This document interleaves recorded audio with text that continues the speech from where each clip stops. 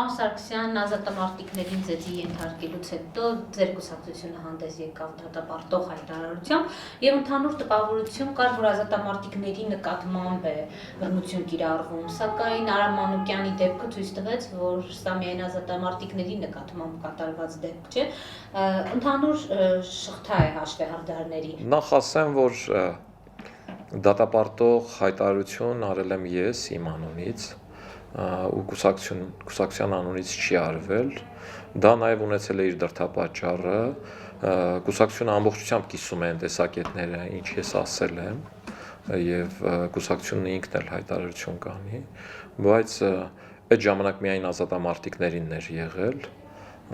իսկ ազատամարտիկների մասով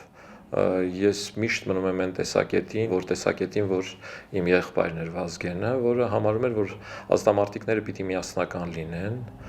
մեկ հասարակական կազմակերպության շրջանակներում եւ այդ միասնականության մեջ է, որ իրենք ուժեղ կլինեն, որ քաղաքական կուսակցություններն ու իշխանությունները իրենց հետ հաշվի կնստեն եւ միասնական լինելու պարագայում է, որ իրենց հետ որևէ մեկը բարձր տոնով չի կարող խոսել։ Ես թե երկրապահի համագումարներում, թե ազատամարտիկ իմ ընկերների հետ առանձին հանդիպումներում իրենց ստեղծած կառույցներում ասել եմ, որ եթե ներքին տարաձայնություններ կան, արեք այդ ներքին տարաձայնությունները այդ կառույցում, որի հավորժ նախագահը Վազգեն Սարգսյանն է, այդտեղ քննարկենք, այդտեղ դնենք շտկումներ, փոփոխություններ անելու խնդիր, ոչ թե նեղացած բաժանվենք իրարից, այդ պարագայում նման խնդիր կառաջանա։ Եվ այդ ենթատեքստից ելնելով ես հայտարարությունն արել եմ որպես անհատ, որպես Արամ Սարգսյան մարդ, որը այդ մարդկանց ընկերն է, ընկերոջ իրավունքով։ Կուսակցությունը իր տեսակետը կասի։ Ինչ վերաբերվում է դրանից հետո քաղաքական գործիչներին, իհարկե սա խիստ դատապարտելի է եւ այստեղ խնդիր է գնում արդեն պարզելու այս ինքնադատաստան անող մարդիկ, փաստորեն, ովքեր ինքնադատաստան են անում, ինքնագործունեությամբ են զբաղվում, հիմնավորապես ապացուցում են, որ չկա պետություն, պետականություն, պետությունը չի կարող այն խնդիրները լուծել, որոնք իրենք համարում են արդար եւ իրենք ասում են ինքնադատաստանի։ Եվ եթե այս մի կողմն էլ անցնի դրան, կապացուցվի, որ այո, դա այդպես է, չկա պետություն եւ պետականություն։ Այսինքն այս ենթատեքստում պետությունը շատ լուրջ անելիք ունի։ Հնարավորինս կարճ ժամանակում, քանի որ ունի դրոշ զինանշան նախագահ լեգիտիմ է, թե ոչ թողնում եմ մի կողմ այդ խնդիրը, իրենք շատ արագ պիտի փորձեն այս բացահայտել։ Հակառակ դեպքում ամբողջ պատասխանատվությունը գործող իշխանության վրա է։ Թվում էր, թե ժաշուն չեղավ, էժ քաղաքական process-ներ չկան եւ պետք էր բացառել նման իրավիճակը մեր երկրում, հատկապես հետընտրական կամ նախընտրական շրջանում են նման վայրիվերումներ տեղի ունենում։ Հնարավոր է սա նաեւ ներիշխանական ինչ-որ խմորումներով պայմանավորված լինի։ Գիտեք, իմ քաղաքական գործունեության փորձը ասում է, որ երբեք այդ շրջանում նոր տարվա շեմին, այս ամիսներին եւ դրանից հետո մինչեւ, ասենք, մարտ, մինչեւ մայիս քաղաքական ակտիվ գործընթացներ չեն եղել եւ չեն լինում։ Դա աքսիոմա է Հայաստանի համար։ Եվ պատահական չէ, որ այս շրջանում նաեւ երյակ անվանող ուժերը հանրավակներ չեն անում, որտեղ իրենք էլ փորձ ունեն եւ շատ լավ գիտեն, չնայած նրան, որ իրենք ունեն նյութական միջոցներ, մարդկային ռեսուրս, աշխատուժի տեսքով, որոնց պարտադրում են հրապարակ գալու, բայց այս շրջանում չեն անում, որտեղ կողքից եկող չի լինելու եւ իմաստը չկա։ Հետեւաբար այս շրջանում քաղաքական ակտիվությունից վախենալով նման քայլերի գնալը քիչ հավանական եմ համարում, բայց դա որևէ կերպ չի արդարացնում այն, ինչը տեղի է ունեցել եւ դա չի նշանակում, որ դա քաղաքական չէ։ Դա քաղաքական է, քանի դեռ չի բացահայտվել։ Այս իշխանությունները ամբողջական պատասխանատվություն են կրում այս գործընթացների համար։ Ես չեմ հավատում, որ եթե իրենք ուզենան բացահայտել, դա չբացահայտվի։ Ես չեմ համարում դրան։ Մանավանդ որ տեղի է ունեցել Երևանում, մանավանդ որ ամբողջ Երևանը տեսախցիկների նշանառության տակ է, մանավանդ որ ազատամարտիկների դեպքը ավելին տեղի է ունեցել ոստիկանապետի տեղակալի ներկայությամբ նրա հրավիրած ճաշկերույթի ժամանակ, դրանից հետո այս արդեն վիրավորանք է նույն այդ կառույցին։ Եվ այստեղ շատ լուրջ խնդիրներ կան, որոնք շատ արագ բացահայտման խնդիր են դնում երկրի պետության պետականության առաջ։ Պարոն Սարգսյան, հնարավոր է, որ իշխանության մի թևը փորձում է պայքարել մյուսի դեմ եւ նման իշխանական խմորումների մենք ականատես լինում, որի արդյունքում դուրժում է Պաշտոնյան կամ ազատամարտիկը։ Որևէ բան չի բացառի, բայց այդ պարագայում նույնիսկ իշխանական թևերի ներքին մրցակցություն, ինչը հիմա կա, ինչը ես տեսնում ու նկատում եմ, նույնիսկ այդ պարագայում այդ խնդրի պատասխանը տվողը արագ բացահայտումն է։ Երկիրը ունի նախագահ, ընդունում եմ ես թե չէ, դա փաստ է, ինքը ընդունում է այլ նախագահների, այցելում է այլ երկրներ, ներկայացնում է Հայաստանը, ձեռք է սեղմում եւ այլ եւ այլ։ Ու այսօր այդ երկրի նախագահը իր արժանապատվության խնդիրը պիտի համարի այս բացահայտումները։ Ես պատահական չգնացի դրան, որովհետև երբ որ դուք հարցը տվեցիք, որ ներիշխանական մրցակցություն կա, ներիշխանական մրցակցության խնդրի լուծողը երկրի նախագահն է։ Եվ այս առումով, եթե ներիշխանական մրցակցության արդյունքում է նման բան, Սերժ Սարգսյանը առաջինը պիտի լուծի այդ ներիշխանական մրցակցության խնդիրը, իսկ դրա լուծումը պիտի լինի բացահայտելով։ Սա մեկ։ Չբացահայտել հնարավոր չի։ Երկրորդ, սա հարված է պետությանն ու պետականությանը։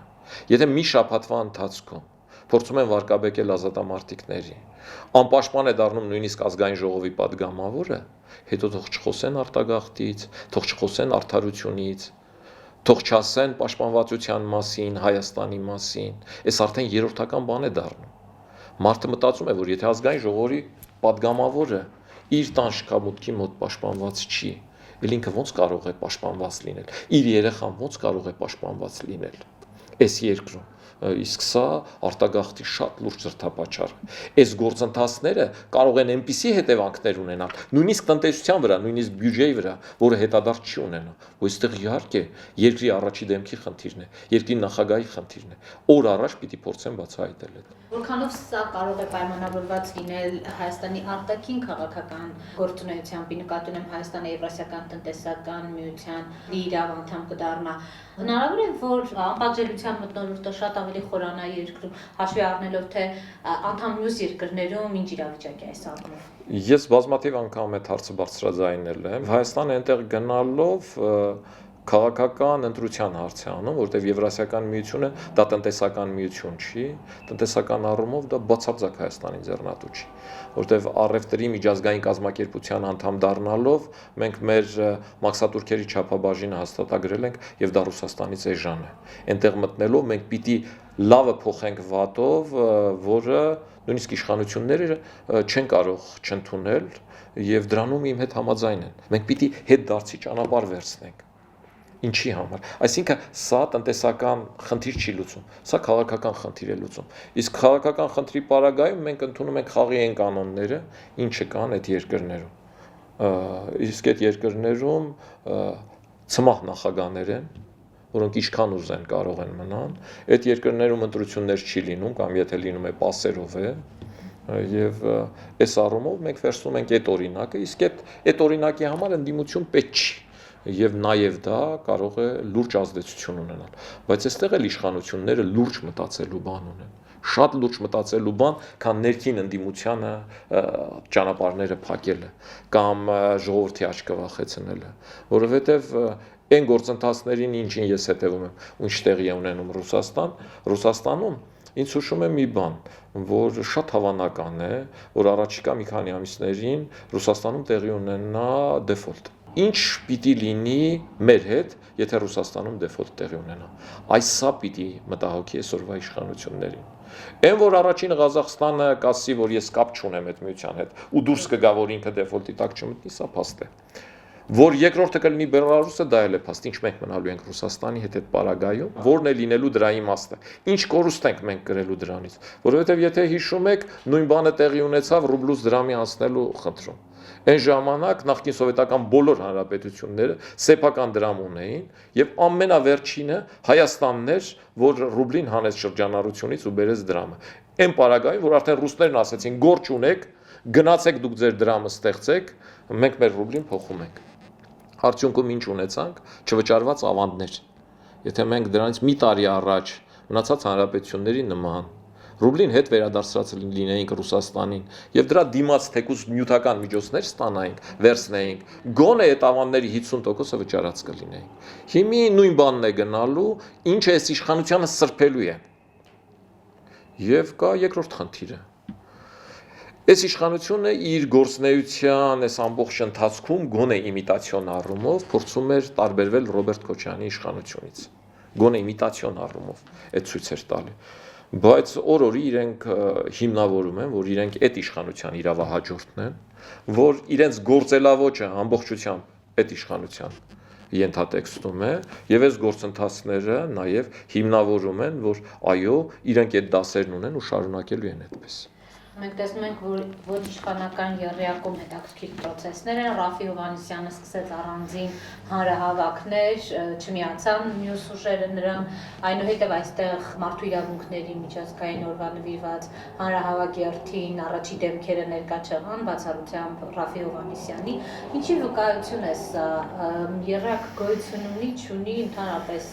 ինչ է տեղի ունենում ոչ իշխանական դաշտում։ Ես այդ միության առումով դեռ ՀԱԿ-ի անդամ եղած ժամանակ բարձրաձայնել եմ։ Ես այդ ուղիղ ասել եմ Լևոն Տեր-Պետրոսյանին, ես մնում եմ իմ տեսակետին, Լևոն Տեր-Պետրոսյանն ասել է, որ ժամանակը ցույց կտա։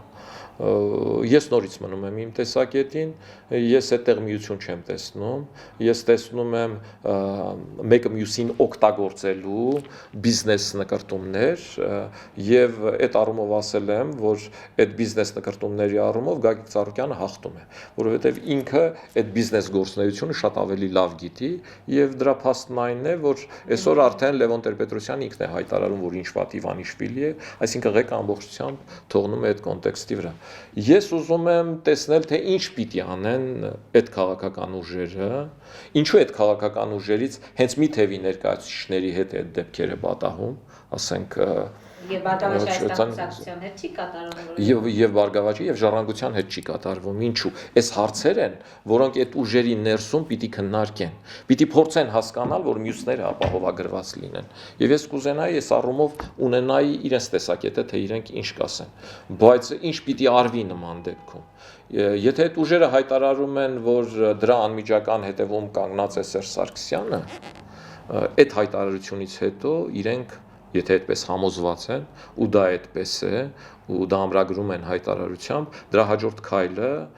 պիտի լինի քաղաքական պատասխանը։ Իսկ քաղաքական ինչ պատասխան ունեն իրենք։ Իմ կարծիքով այդ պատասխանը մեկն է։ Հիմա նորից կասեմ, որ ես անդադ նույն բանն եմ ասում, բայց իրենք թող մտնեն ազգային ժողով, վայր դնեն իրենց մանդատները, ասեն, որ սա երկիր է, ասեմ, որ այս երկրում այսպես չի կարելի, որ նույնիսկ падգամավորը ու ազատամարտիկը եթե պաշտպանված չի, այդ դեպքում մենք այս երկրում, այս ազգային ժողովում անելու բան չունենք, թող իրենք այդքան վատ չմտածեն իրենցից հետո եկողների մասին։ Իրենք ասում են, այ եթե մենք դնենք, մեզնից հետո եկողները կարող է գան վերցնել։ Չէ, նրանք ձեզանից լավն են։ Մի մտածեք, այս իրավիճակում ոչ մեկը մանդատ չի վերցնի։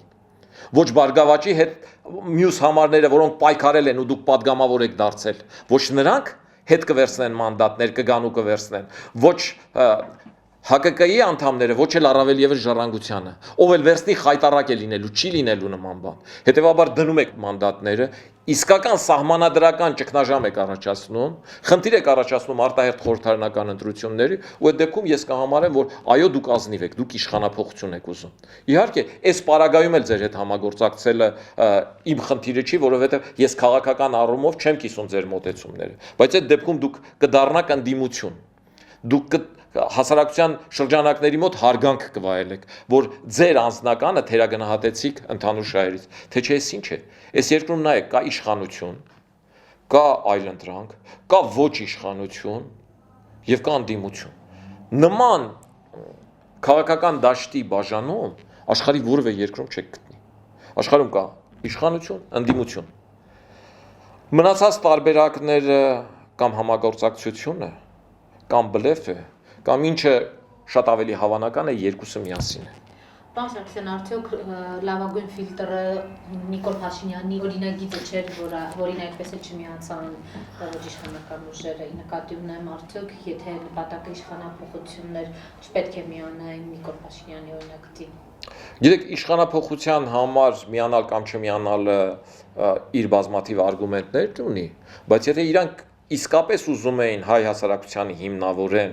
առավել եւս այդ հիմնավորման կարիքն ունի Բարգավաճ Հայաստանը, չեմ կարծում այդ հակը դրա կարիքն ուներ այդքան, բայց առավել եւս եթե իրենք ուզում էին հիմնավորել, միանշանակ պիտի ստորագրեին այդ նախաձեռնության տակ։ Թող երևար, որ Հայաստանի ազգային ժողովի այ այսքան падգամավորներ կողմնակից են Սերժ Սարգսյանի հրաժարականին։ Այդտեղ Նիկոլ Փաշինյանը շատ լավ պատասխան էր դրել։ Ասել էր մարտի 1-ի հանձնաժողովի առումով էլ դուք գիտեիք, որ այդքան ստորագրություն չի հավաքվելու, բայց ինչի այդ ստորագրությանը գնացիք։ Այս պարագայում շատ ավելի կարևոր էր։ Այո, դա ֆիլտր էր։ Այո, ես մտածում եմ, որ այդ ուժերը հակված են ոչ թե փոփոխության, այլ իրենք ժամանակը տանում են դեպի 2017-18 թվականի ընտրություններ, որտեղ ամեն մեկը իր առանձին ճանապարհն ու ուղին ունի գնալու եւ իր առանձին առևտուրն ունի գործող իշխանությունների հետ։ Եվ այդ կոնտեքստում չեն ուզում հարաբերություններ սրել, դրա համար էլ չմիացան դրան։ Գագիկ Ծառուկյանը վերջերս Գյումրի այցելեց, որի ընթացքում նշեց, որ համաժողովրդական շարժում ընթացքի մեջ 45 միլիոն էլ փող հատկացրեց։ Գիտեք, լավ արեց, որ 45 միլիոն փող հատկացրեց, իր կամքն է, մարդիկ կան, որոնք ունեն ու չեն հատկացնում, բայց այստեղ ես իմ մոտ միշտ հարց կա այդ փողերը որտեղից, որովհետև փողը աշխատվում է, շատ լավ է, որ մարդու խոսքը գործ է, բայց ես շատ լավ հիշում եմ, որ մի քանի տարի առաջ ուղիղ մի ամիս Գագիկ Ծառուկյանը համազում էր այս ժողովրդին, որ իր մեջքին դրածը ոչ թե ատրճանակ է, այլ վերտու հեռախոս։ Այստեղ հալած յուղի տեղ ընդունել են ասածները, ինչ որ ինքն ասում է, այդքան էլ այդպես չի։ Դրա հակառակն ապացուցող բազմաթիվ օրինակներ կան։ Իսկ ինչ վերաբերվում է շարժումը, գոյատևումը եւ այլը, այո, Բարգավաճը միգուցե իր համար գրասենյակներ է բացում, այո, կարող է այդ իր գնահատականն է, բայց ես այդ շարժում չեմ համարում, որովհետեւ համաժողովրդական շարժումը չի լինում հանրահավաքներին, ասենք, մարդկանց ստիպողաբար կամ գումար վճարել բերելով։ Համաժողովրդական շարժումը ունենում է ծրագիր, նպատակ, որին ժողովուրդը հախուռն մասնակցում է։ Ես պատիվ ունեցել եմ նման հասարակական բողոքի ակցիաների, ընդվզումների եւ շարժումների մասնակցել, սկսած 88-89 թվականներից, որը այդ շարժման իսկապես համաժողովրդական ազգային հոգեբանության վրա լուրջ շարժում էր, այդպիսի բողոքի շարժում էր 2003 թվականին Ստեփան Դեմիրճյանի նախագահական ընտրություններում ձևավորված Արդարություն դաշինքը, որը գնաց այդ գործընթացներին, այդպիսի շարժում էր նաև 2008 թվականին առաջին նախագահ Լևոն Տեր-Պետրոսյանի ղեկավարած շարժումը, որը հասարակության մոտ հույս ձևավորեց, որ այս իշխանությունը հնարավոր է փոխել ու Լևոն Տեր-Պետրոսյանի անցած փորձը, հեղինակությունը, խարիզման կտային հնարավորությունը, որ ինքը կարող է այդ հաջողությանը հասնել։ Բայց չգիտես ինչի բոլոր դեպքերում հեղափոխությունը սկսեցին այդ լիդերներն ընկալել որպես խնդրի լուծման վատ մոդել, այսօր էլ այդ ուժերը գալիս են հարթակ, խոսում են արտահերտ իշխանափոխությունից, բայց հետնել այդ նույն հարթակներից խոսում են Եվրոմայդանից, գունավոր հեղափոխություններից, դրանց մեջ վատ բան տեսնելով, հակառակ դեպքում ո՞րն է լուծումը։ Հակառակ դեպքում իրենց առաջարկած լուծումը, որ իրենք առաջարկում են, սահմանադրական է, իսկ սահմանադրական լուծումը հերթական ընտրություններով իշխանությունը վերցնելն է։ Հետևաբար իրենք սահմանադրական ճանապարհով ունեն լուծման երկու ճանապարհ։ Մեկ մանդատները վայր են դնում, որը սահմանադրական է, իրենք այդ իրավունքն ունեն, քաղաքական ճգնաժամ են ստեղծում եւ գնում է արտահերտ ընտրություններ։ Երկրորդ սպասում են 2017-18 թվականին, ինչը իրենք անում են, մնացածը իմ կարծիքով խաղ է, բլեֆ է, ինչ իրենք այս վերջի պատմություններից հետո նաև խոստովանել էին, որ ինչ ենք մենք անում, ինչի համար են իշխանությունները այս բաներն անում, նաև այս կարգի տեսակետներ հայտնողներ էլ կային։ Գիտեք, Հայաստանում իսկապես քաղաքական գործընթացներ ծավալելու հարմար ամիսները, հարմար տարվա եղանակները աշունն ու գարունն են։ Այդպես է, որտեվ համար իսկապես շատ շոկ է եւ նման փորձ չկա ու նման բան հասարակությունը հանգստի մեջ է ձմեռն էլ հիմնականում գործընթացներ տեղի են ունենում, բայց տեղի են ունենում փետրվարից մարտ ընկած հատվածում, որտեվ այդ շրջանում են ընկնում նաեւ նախագահական ընտրությունները, քաղաքական գործընթացներ են տեղի ունենում եւ այլը, եւ այս առումով այդպես է դարձել։ Կարող են քննադատել, կարող ենք համարել, որ դա վատ է, որ քաղաքականությունը չպիտի սեզոնայնություն ունենա, բայց չեն կարող հաշվի չառնել, որ քաղաքականությունը նաև հասարակության լայն զանգվածների մասնակցություն է իր մեջ պարունակում, իսկ հասարակական լայն զանգվածները եղանակային տարբեր իրավիճակներում շատ ավելի ակտիվ մասնակցություն են ունենում եւ քաղաքական գործիչը պիտի դա հաշվարկի, իմ կարծիքով, այդ դրական է, երբ որ այդ բաները հաշվարկում։ Այն ինչ հիմա տեղի է ունենում, եթե այսօրվա այդ հարտակում կանգնած ուժերը դրան adekvat վերաբերմունք ցույց չտան, իսկ adekvat վերաբերմունքի երկու տարբերակ կա։ Կա քաղաքական ճանապարհ եւ կա գործողությունների նույն գործելավոճը, ինչը կատարողներն են գործել։ Իրենք պիտի երկուսից մեկի ընտրությունը կատարեն։ Ես կարծում եմ, որ քաղաքականի պարագայում իրենք լուրջ արձակցություն կունենան հասարակության, բայց դրա համար պետք է որ իրենք որոշակի զողողության գնան, իրենց այդ մանդատներով պաշտպանվածությունից հրաժարվեն եւ այդ պարագայում շատ հնարավոր է, որ խնդիրները նաեւ նոր տարուն թեժանան, ինչ է եղել, որ միայն այն, որ նոր տարվա սեղաններին խոսակցության թեման կլինի այդ շատ մեծ պլյուսներ կբերի իրենց։ Բայց ինչ եմ ես ասում, համոզված եմ, որ իրենք դա չեն անելու։ Հակառակ դեպքում դա չի ասի, որտեվ գիտեմ, որ քայլերի նման ձև իրենք շատ լավ գիտեն, իզնից լավ գիտեն, իզնից շատ փորձել ունեն, ու եթե այդ թեման իրենք մինչև հիմի չեն արծարծել, այլ իրենց հայտարարություններում ուղղակի բարձրակոչ հայտարարություններ են արել անհետևանք թողելով, այդ քայլը անողջ է։